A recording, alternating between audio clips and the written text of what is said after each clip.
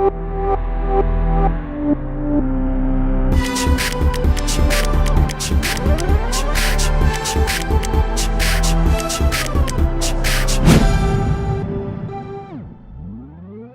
однос на првото прашање, во однос на кружниот ток на раскрсницата Трета Македонска и Октомвриска револуција, двата булевари,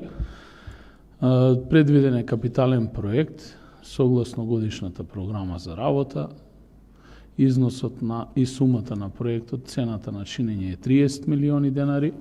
Завршена е тендерската постапка, во фаза сме на обезбедување на дозвола за градба и верувам дека некаде до 15 јули најдоцна изведувачот ќе биде воведен во работа и со реализација на еден ваков проект Куманово ќе добие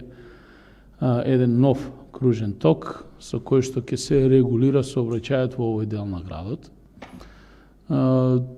Според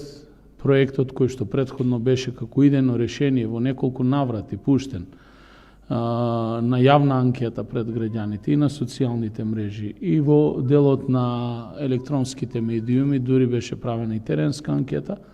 најдено огромно одобрување од граѓаните, што значи дека граѓаните тоа го сакаат. Ме прашавте што се промени кај мене за да се смени ставот во однос на пристапот, па не се промени ништо кај мене, јас ги променив луѓето кои што одлучуваа за таа работа во минатото и дојдоа нови луѓе кои што дадоа своји согледувања и видувања, благодарејќи на нашето јавно предпријатие за просторно и урбанистичко планирање,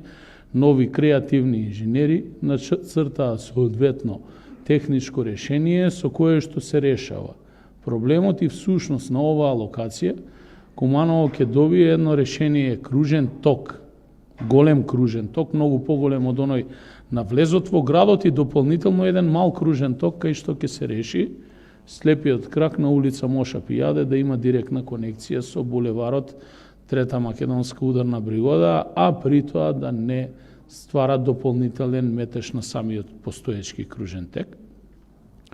Така да мислам дека ако успееме да го реализираме, а ќе успееме да го реализираме овој проект, верувам дека сите ќе бидеме горди. За жал нема да успееме да ја конектираме улицата која што го спојува село Проевце со градот, затоа што не постои никаква техничка можност да се конектира Митев мост на оваа локација.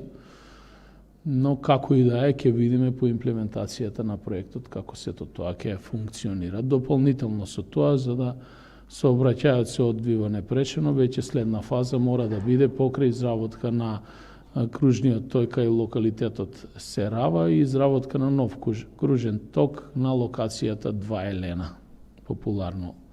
наречена во Куманово, како би можело да има непречен сообраќај да се одвива. Што е проблем при изработка на овие кружни токови? Многу пати граѓаните ме прашуваат зошто не ги регулираме сите сообраќајници во Куманово со мали кружни токови. Куманово е еден од ретките градови во државата кој што има јавен превоз, каде што учествуваат автобуси и при изработка на ваквата техничка документација секогаш мора да биде осмислено